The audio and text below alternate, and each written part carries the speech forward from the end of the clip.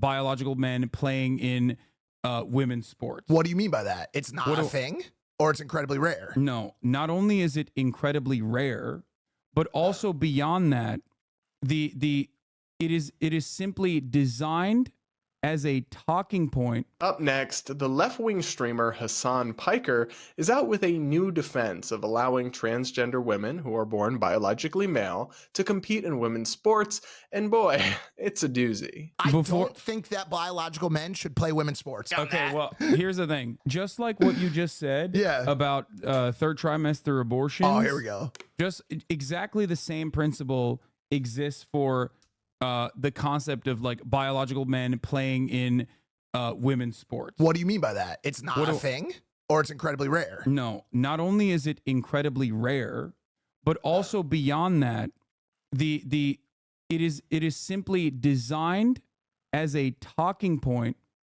that is divisive, because the conservative movement's overarching goal is to erase trans people from public existence and to drive fear. So the first part of Hasan's argument is that it's a tiny issue, that it's barely affecting anyone, and that it's all just manufactured outrage. I think there's a grain of truth in this, in that it's not like there are transgender athletes competing in every girls' sport at every school or anything like that.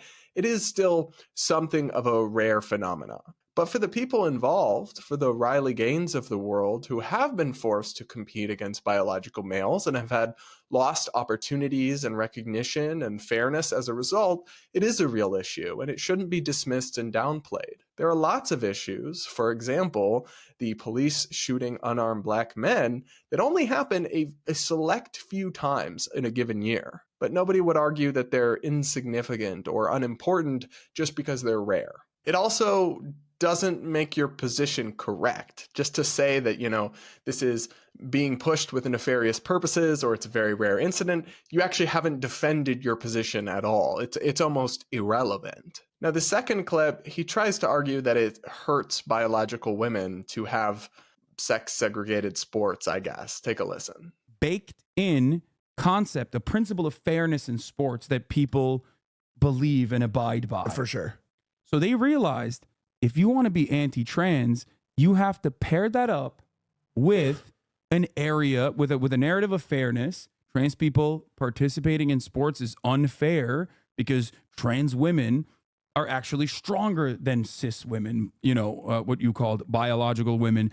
And trans people are actually indecently trying to maliciously enter the arena of sports. I don't think that's the case. No. I know you're not saying that, but I'm just saying I don't agree. I don't agree. Yeah, I don't agree with that. That's how they presented it. I think they're just trying to fit into the. Yeah.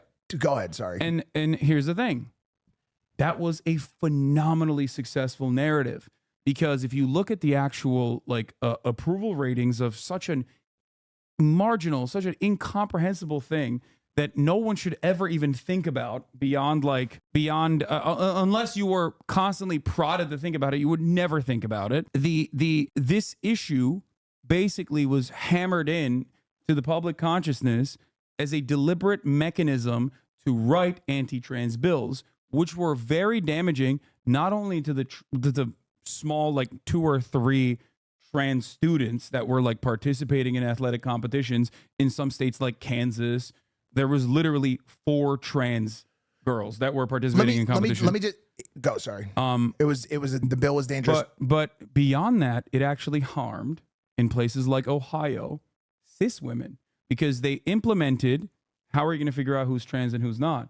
They literally started saying that they were going to push for bills like penis inspection day.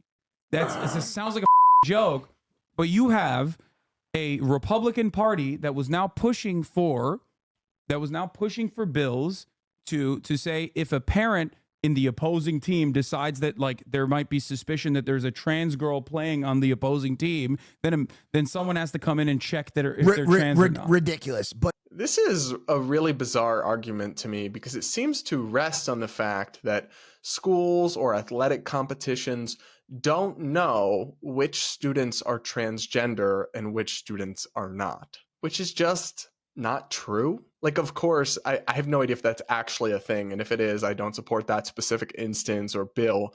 But there's no need for genital inspections in any case. And that's not something that's inherently tied up with the position of supporting sex segregation in sports. Schools and administrators do know which students are transgender and which ones are not. They can request and consult basic documents like birth certificates.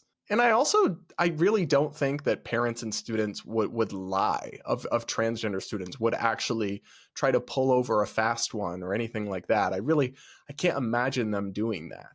So to say that because it would have to be enforced somehow, it must hurt biological women doesn't make a lot of sense to me. I think letting people like Leah Thomas compete in collegiate swimming hurts biological women because, I mean, Riley Gaines literally was tied with Thomas and then wasn't allowed to be on the podium and in the picture holding the trophy. They had Leah hold it instead. And I've covered on this show before instances where biological women have been injured and hurt in girls' sports by biologically male competitors who are stronger, and it's a really large imbalance. You can try to stake out a position defending transgender women in sports, but it just feels gaslighty for somebody who's supposed to be like one of the most influential and notable voices on the left to tell us that it's actually bad for biological women to have sex segregated sports. The math isn't mathing for me, babe.